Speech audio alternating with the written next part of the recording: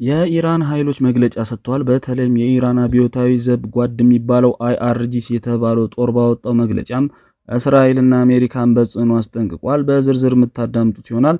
መግለጫውን በሌላ በኩል አያቶላ ሙጅተባም እንዲሁ በተመሳሳይ መግለጫ የሰጡ ሲሆን በመግለጫቸው ጠላቶቻችን የፈለጉትን እንሰጣቸዋለን፣ ጸብ ከፈለጉ ጦርነትን እስከ አፍንጫቸው ድረስ እንዋጋቸዋለን፣ ሰላምንም ከመረጡ አስቀምጠን ተንከባክበን እንወያያለን ብለዋል።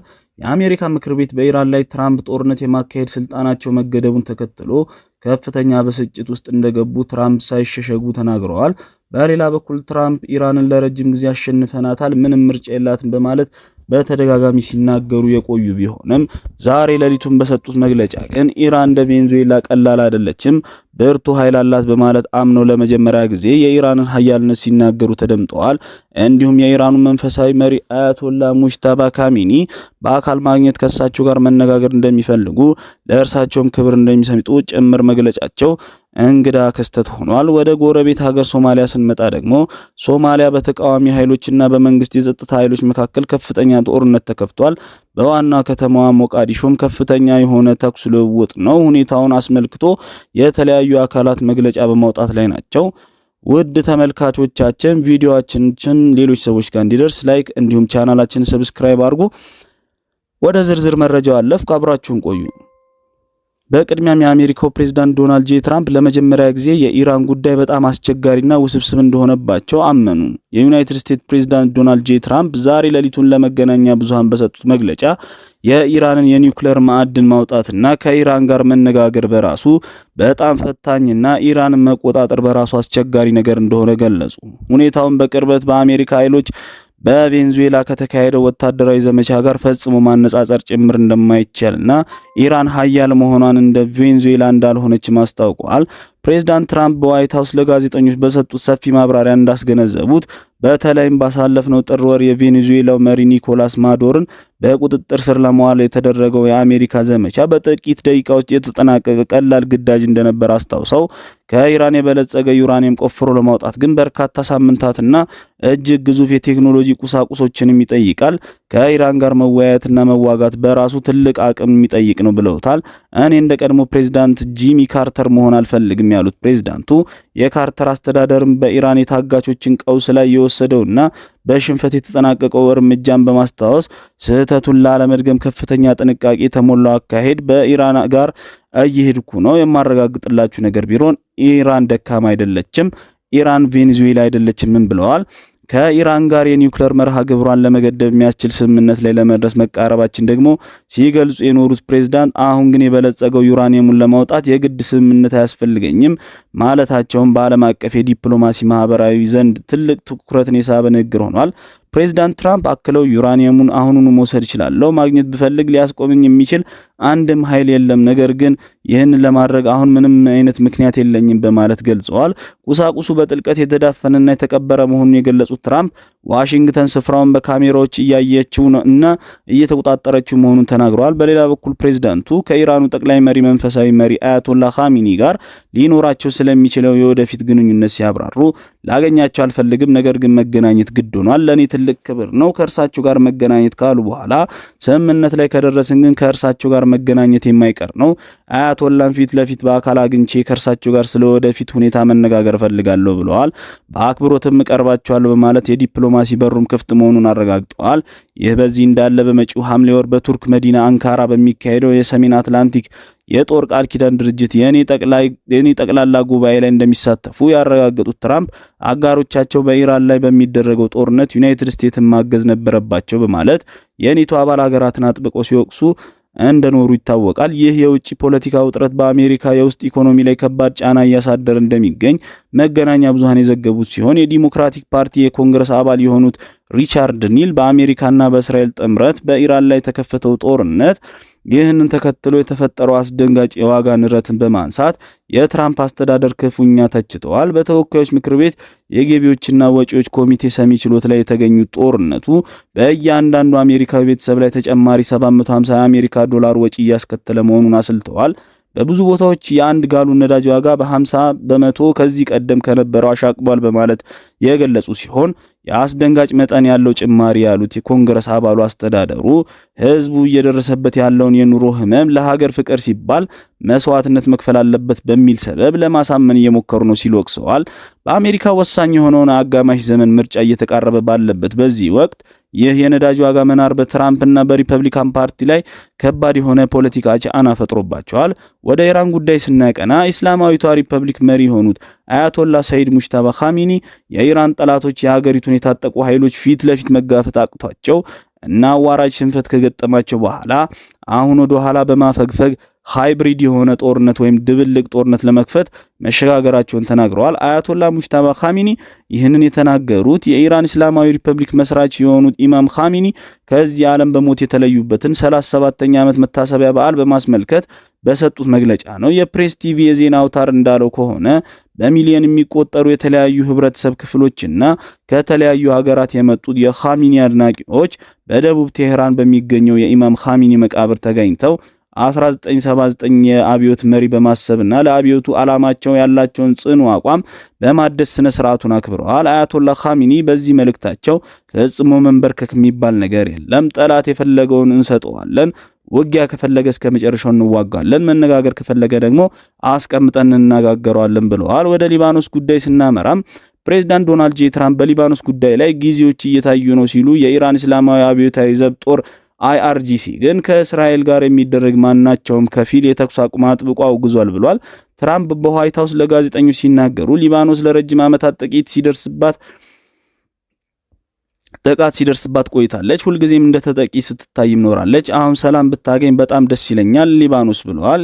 ከእስራኤል ጠቅላይ ሚኒስትር ቤንያሚን ኔታንያሁና ከሂዝቦላ ጋር በሁኔታው ዙሪያ መነጋገራቸውን የገለጹት ትራምፕ ጥሩ መሻሻል እየታየ ይመስለኛል በማለት ተስፋቸውን ገልጸዋል። ይሁን እንጂ የፕሬስ ቲቪ ሪፖርት እንደሚያሳየው የኢራን እስላማዊ አብዮታዊ ዘብ IRGC ባወጣው ጠንካራ መግለጫ እንዳለው እስራኤል በሊባኖስ ላይ የምታደርገውን ጥቃት በአስቸኳይ እንድታቆም ጠይቆ ሁሉንም ግንባሮች ያላካተተ ማናቸውንም የተኩስ አቁም ውድቅ ማድረጉን አስታውቋል። በሊባኖስ አንዳችም ሰላም ሳይከሰት ፈጽሞ ድርድር የሚባል ነገር የለም፣ አሜሪካም መሆኑ እስራኤል እንዳያስቡት ብላለች። ኢራን በመግለጫው አክለውም እስራኤል በደቡብ ሊባኖስና በቤይሩት ዳርቻዎች የምታደርገውን ጥቃት በመኮንን ጠላት በአስቸኳይ ጥቃቱን አቁሞ ከያዛቸው የሊባኖስ ግዛቶች በሙሉ ለቆ ወደ ዓለም አቀፍ ድንበሩ ማፈግፈግና የሊባኖስን የግዛት አንድነት ማክበር አለበት ብለዋል። IRGC በመግለጫው የእስራኤልን መንግስት አብዝቶ የኮነነ ሲሆን ዩናይትድ ስቴትስ ስለ እስራኤል መንግስት የምትሰጠው ማስተባበያና ማለቂያ የሌለው ወታደራዊ ድጋፍና ዲፕሎማሲያዊ ድጋፍ በተለይም በተባበሩት መንግስታት ድርጅት የጸጥታው ምክር ቤት የምትሰጠውን ከለላ ፈጽሞ የሚነቅፍ ነው ብለውታል። በተጨማሪም በመግለጫው በአሜሪካ አደራዳሪነት በእስራኤልና በምዕራባውያን የሚደገፈው የሊባኖስ መንግስት በመካከል የተደረሰውና ሂዝቦላም ከደቡብ ሊባኖስ ቀጠና እንዲወጣ የሚያስገድደው የሰላም ድርድር ተጨማሪ ስምምነት በማለት ውድቅ አድርጎታል። የኛ ቀዳሚ የተኩስ አቁም ቅድመ ሁኔታ ሊባኖስንም ጨምሮ በሁሉም የቀጠናው ግንባሮች ላይ ጦርነቱ ሙሉ በሙሉ እንዲቆም ማድረግ ነው ሲል IRGC አቋሙን በድጋሚ አረጋግጧል። ከዚሁ ጋር በተያያዘ በሳምንቱ መጀመሪያ ላይ ኢራን ለእስራኤል ቀጥተኛ ማስጠንቀቂያ ጊዜ ገደብ ሰጥታ እንደነበር ተዘግቧል።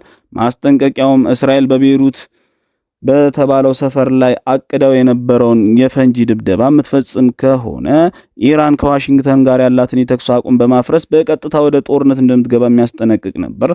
ይህ የኢራን ከባድ ማስጠንቀቂያ ፕሬዝዳንት ትራምፕ ለእስራኤል ጠቅላይ ሚኒስትር ቤንያሚን ኔታንያሁ የቁጣና ስድብ የተቀላቀለበት የስልክ ጥሪ እንዲያደርጉና ጥቃቱ እንዲያስቆሙ እንዳስገቡ ተዘግቧል። ትራምፕ በትሩዝ ሶሻል ማህበራዊ ሚዲያ ገጻቸው ላይ ወደ ቤይሩት የሚሄድ ምንም አይነት ጦር አይኖርም በማለት መናገራቸው አይዘነጋም። በተያያዘ ዜና የመካከለኛው ምስራቅ አገራት የፖለቲካ ውጥረት አንዱ አካል ወደ ሆነና በባህር ሰላጤ ወደምትገኘው ባህሬን ስናመራ የባህሬን መንግስት የወሰደው እርምጃም በመገናኛ ብዙሃን አነጋጋሪ ሆኗል። በቀጠናው ያለውን የጂኦፖለቲካዊ ውጥረት እየጨመረ በመጣበት በዚህ ወቅት የባህሬን የጸጥታ ኃይሎች አሁንም በርካታ ሰዎችን በማፈስና በማሰር ላይ ናቸው። 5 እጅግ ታዋቂ የሆኑ የሃይማኖት ምሁራንን ጨምሮ 20 የሚሆኑ የሺ አክቲቪስቶችና መምህራን በቁጥጥር ስር መዋላቸው ተዘግቧል። ይህ እርምጃ መንግስት በተቃዋሚዎች ላይ የጀመረውን ሰፊ የሆነ ዘመቻ ይበልጥ አጠናክሮ መቀጠሉን የሚያሳይ ነው ሲሉ የኢራን መገናኛ ብዙሃን ዘግቧል። የኢራን ከፊል መንግስታዊ የዜና ወኪል የሆነው ታስኒም የዜና ወኪላቸው የባህሬን ፖሊስ ኃይሎች በተለያዩ መኖሪያ ቤቶች ላይ ያልተጠበቀ ድንገተኛ ፍተሻ እያደረጉ ነው በማለት የገለጹ ሲሆን በዚህም ወረራ ሰይድ ያሲን ሙሳዊ፣ ሼክ አሊ አልሙስታዊር፣ ሼክ ጃፋር አሹር፣ ሼክ ናዚር መሪክ እንዲሁም ሼክ መሐመድ ጣኺር የተባሉ ከፍተኛ የሺዓ ሃይማኖት መሪዎችን የምሁራን በጸጥታ ኃይሎች ታፍነው ተወስደዋል ብለዋል። አሜሪካውያን ለዲሞክራሲና ለሰብአዊ መብቶች ባህሬን ወይም አሜሪካን ፎር ዲሞክራሲ ኤንድ ሂውማን ራይቲዝም ባህሬን የተሰኘው ዓለም አቀፍ የሰብአዊ መብት ተሟጋች ቡድን እንዳስታወቀው ከሆነ ይህ የቅርብ ጊዜ የእስር ማዕከል ከግንቦት ወር መጀመሪያ አንስቶ እስካሁን ድረስ በባህሬን መንግስት የታሰሩትን የሺዓ ሃይማኖት መሪዎችና የፖለቲካ አክቲቪስቶች ቁጥር ወደ 53 ከፍ አድርጎታል ብለዋል። የባህሬን የሀገር ውስጥ ጉዳይ ሚኒስትር ለዚህ ታሳሪዎች የሰጠው ምላሽ ያቀረበው ክስም እጅግ ከባድ የሆነ ሲሆን ሚኒስትሩ ታሳሪዎቹን ከውጭ ጠላት ሀገር ጋር በማበርና በመተባበር እንዲሁም ከኢራን እስላማዊ አብዮታዊ ዘብ IRGC ጋር የተግባርና የኦፕሬሽን ትስስር በመፍጠር በባህሬን ላይ ጥቃት እንዲደርስ አሲረዋል በሚል ነው የከሰሳቸው።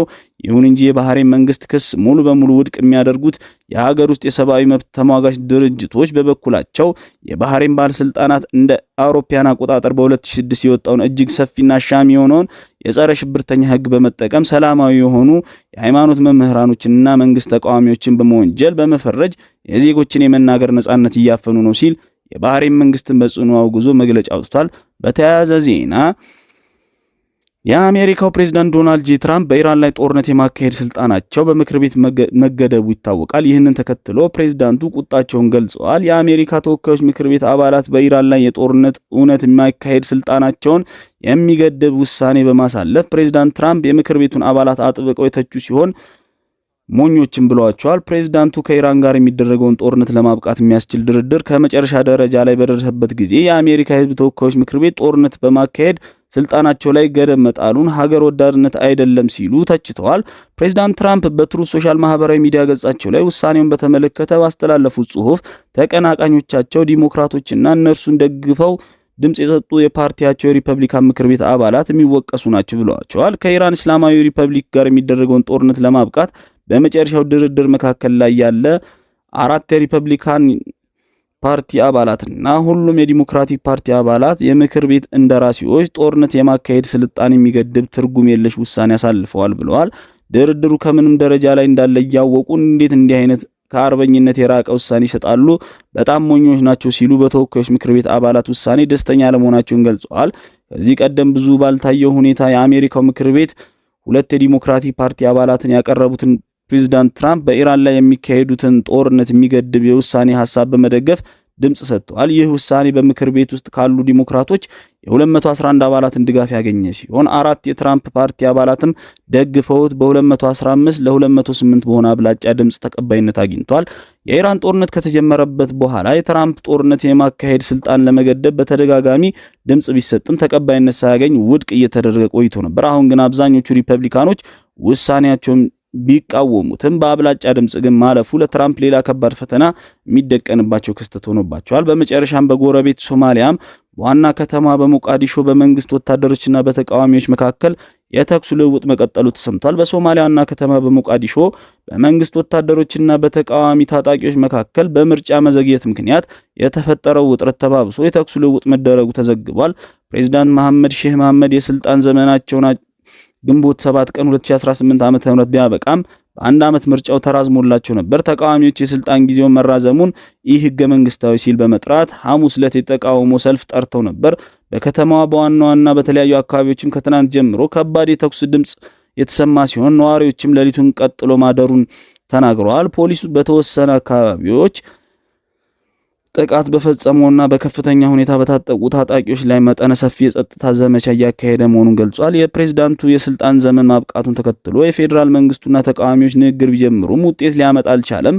ፕሬዝዳንት መሐመድ ሶማሊያ ወደ ዲሞክራሲ ምርጫ ለመውሰድ በሚል የጎሳ መሪዎች የተወካዮቻቸውን ከሚመርጡበት ስነ ስርዓት ፕሬዝዳንታዊ ምርጫ ማድረግ ወደሚያስፈልግ ስርዓት ለመቀየር ጥረት እያደረጉ ይገኛል። ሶማሊያ አንድ ሰው አንድ ድምጽ በሚል ምርጫ ያካሄደችው እንደ አውሮፓውያን አቆጣጠር በ1969 ሲሆን ከዚህ በኋላ ባለፉት 30 ዓመታት በእርስ በርስ ጦርነት ስታመስ መቆየቷ ይታወቃል። የቀድሞ ጠቅላይ ሚኒስትር ሐሰን አሊ ካይሬ ሐሙስ ዕለት ላካሄዱት ሰላማዊ ተቃውሞ ሰልፍ ከሌሎችም ጋር በመሆን የተዘጋጁ ባሉበት ወቅት የመንግስት ወታደሮች ጥቃት እንደፈጸሙባቸው ተናግረዋል። በዚህ ክስተት ምክንያትም ለሚካሄደው ማንኛውንም ጉዳት ወይም ለሚከሰተው ማንኛውም አስከፊ መዘዝ ውድመትን ተጠያቂ የስልጣን ዘመናቸው ያበቃው ፕሬዝዳንቱ ናቸው ሲል በማህበራዊ ትስስር ገጻቸው ላይ ጽፈው አጋርተዋል። ይህ ጥቃት የሶማሊያን ዜጎች ህገ መንግስታዊ መብት ላይ የተፈጸመ ከባድ ጥቃትና ሆን ተብሎ ሰላማዊ ሰልፍን ለማፈን የተደረገ ሙከራ ነው ሲሉም ክስተቱን ማለት ነው እስካሁን ድረስ በተኩስ ልውውጡ ምን ያህል ሰዎች እንደተጎዱ ያልታወቀ ሲሆን ፕሬዝዳንቱ ምንም አይነት አስተያየት አልሰጡም።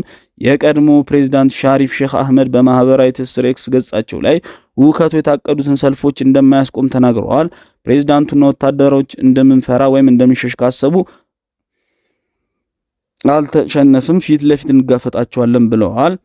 ሞቃዲሾ የሚገኘው የአሜሪካ ኤምባሲ ጥቃቱን ግዴለሽነት የተሞላበት ሲል ገልጾም በሁሉም ወገን መካከል ያሉ መሪዎች መረጋጋትን የማስቀጠልና ልዩነታቸውን በሰላማዊ መንገድ የመፍታት ኃላፊነት ግዴታ አለባቸው ሲልም አሳስበዋል። ውድ ተመልካቾቻችን ለጊዜው የነበሩ መረጃዎች እነዚህን ይመስላሉ።